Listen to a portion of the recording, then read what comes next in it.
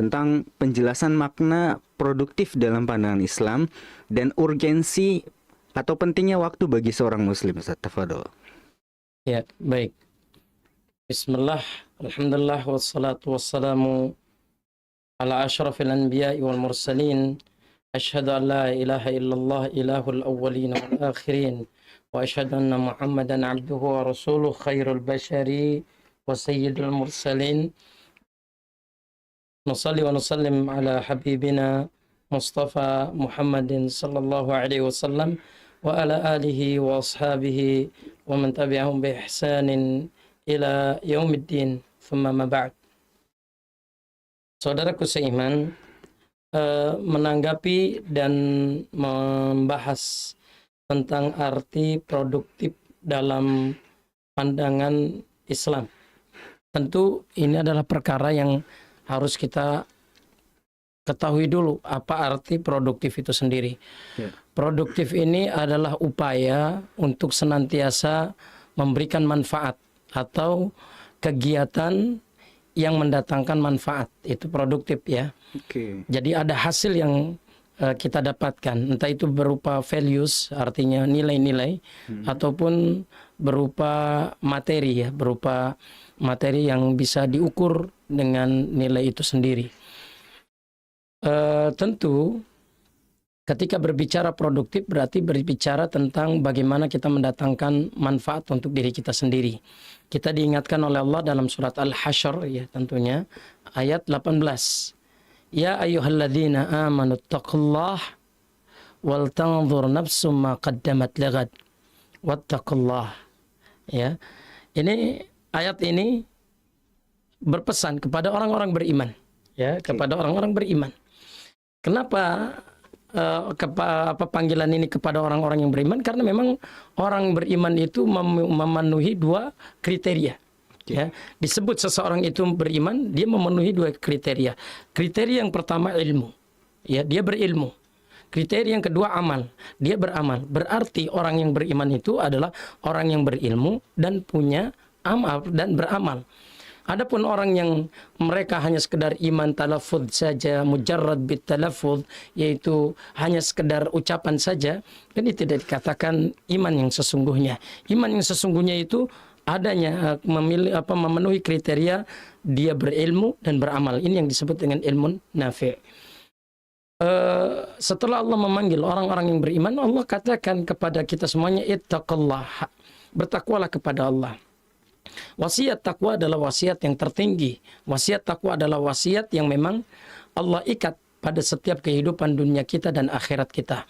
Oleh karenanya Allah menginginkan siapapun yang mereka itu beriman kepada Allah, siapapun yang mereka itu memiliki ilmu dan menyertakan dari ilmu yang mereka miliki adalah amal perbuatan, maka ada perhatian yang harus kita perhatikan. Bertakwalah kepada Allah. Artinya kita menjalankan kehidupan ini harus disertai, harus dilandasi dengan nilai-nilai takwa. Apa yang ingin Allah katakan setelah ittaqullah wal tanzur nafsu ma qaddamat lighad? Maka hendaknya seseorang itu melihat apa yang dia perbuat untuk hari esok. Ya. Makanya siapa yang menanam, dia akan menuai. Ya. Maka dari itu kita berbicara produktif berarti bicara perbuatan yang mendatangkan manfaat di hari esok. Di hari yang akan datang, minimalnya beberapa detik yang akan datang, kita akan mendapatkan manfaat dari apa yang kita lakukan.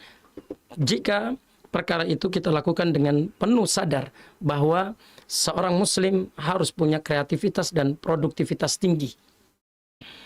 Kemudian wattaqullah, setelah Allah Subhanahu wa taala mengikat dengan takwa di depan ayat ini, Allah ikat kembali sebelum akhir ayat ini, dan bertakwalah kepada Allah. Artinya menjalankan tugas sebagai seorang mukmin yang memiliki manfaat kepada dirinya dan orang-orang di sekitarnya. Artinya melakukan perbuatan yang positif, produktif, kreatif, penuh inovatif adalah sebuah kegiatan yang mendatangkan manfaat untuk diri dan orang-orang di sekitarnya. Maka ini adalah seorang mukmin yang mereka itu sadar akan pentingnya kampung akhirat, akan pentingnya pertanggungjawaban di dunia dan di akhirat nanti. Maka dia jalankan hidup ini dengan penuh amanat. Amanat hidup ini adalah bergerak, melangkah, berbuat yang mendatangkan manfaat untuk dirinya, yang kita sebut dengan kata produktif. Kemudian kita diingatkan kembali oleh Allah Subhanahu wa taala dalam firman-Nya. Apa kata Allah Subhanahu wa taala? Saya lupa suratnya, tapi yang jelas Allah menyatakan di dalam firman-Nya, wa qul i'malu fasayarallahu 'amalahum wa rasuluhu wal mu'minun. Dan katakanlah wahai Muhammad kepada mereka, beramallah.